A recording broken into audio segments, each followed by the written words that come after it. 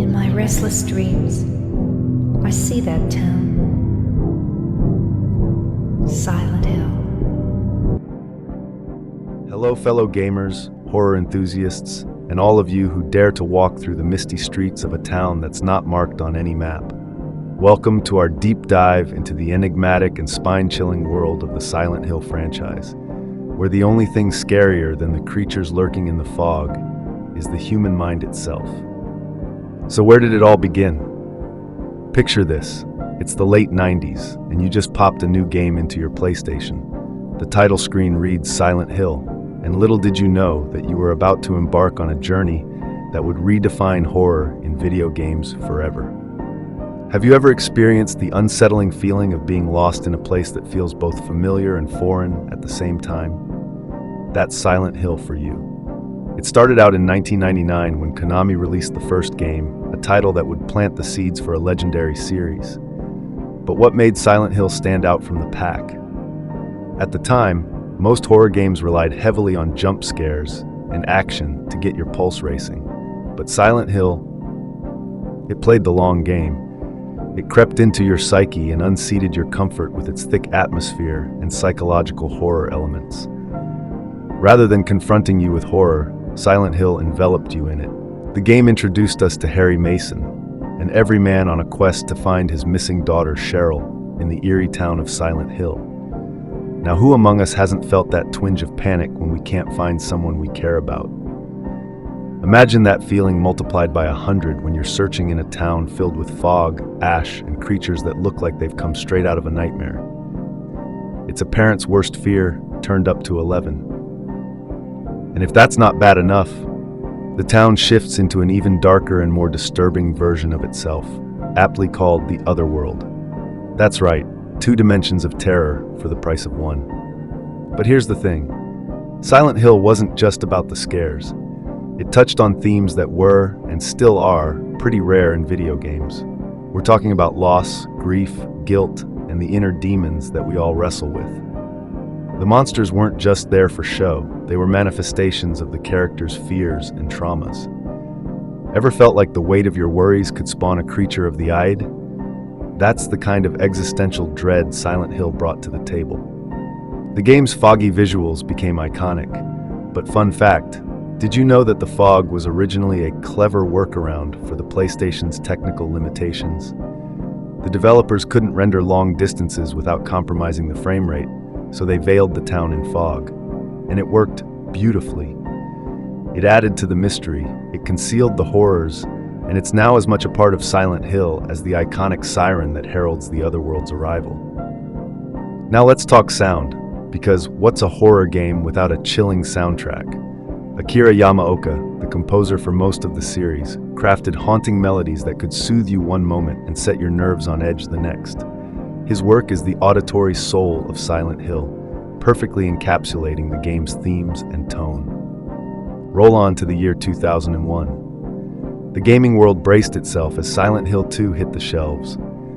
Friends, Silent Hill 2 didn't just meet expectations, it smashed them, reassembled them, and set the bar for psychological horror in gaming to skyscraper heights. We met James Sunderland, a man drawn to Silent Hill by a letter from his deceased wife. Yep, you heard that right. Deceased. If you've ever longed for someone you've lost, you can get why James couldn't stay away. But Silent Hill has a way of twisting yearning and love into something dark.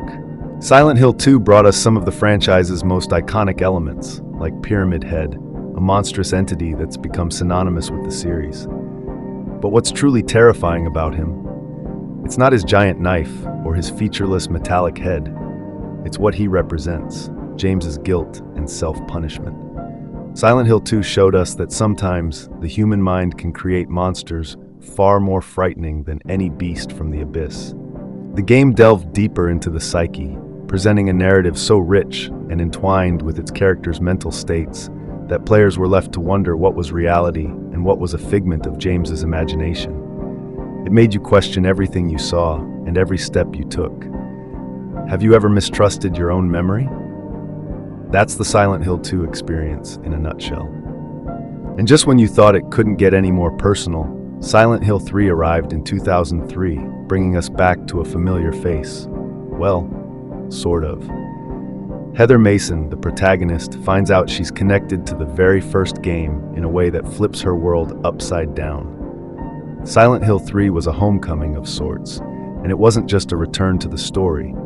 It was a return to the haunting, claustrophobic environments that made the original so memorable.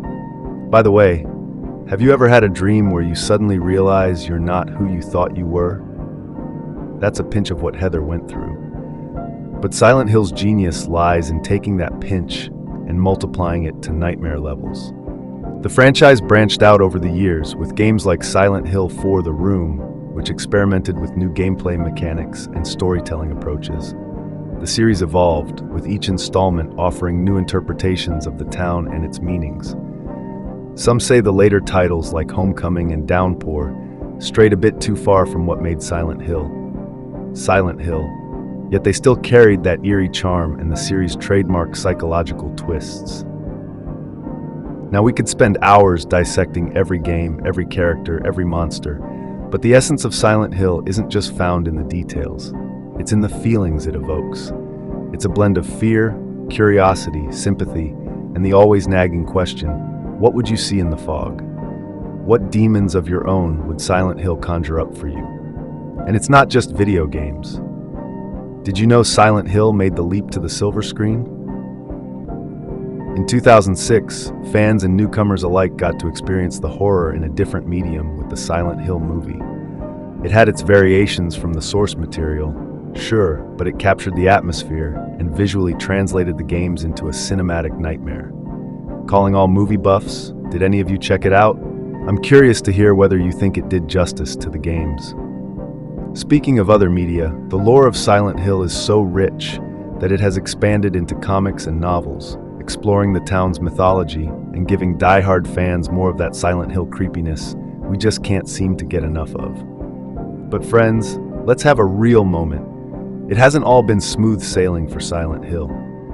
There have been some bumps in the road, some canceled projects, I'm looking at you Silent Hills, that had us all sighing in collective disappointment. But honestly, that's part of what makes a fandom strong. The hope, the what-ifs, and the shared love for the series.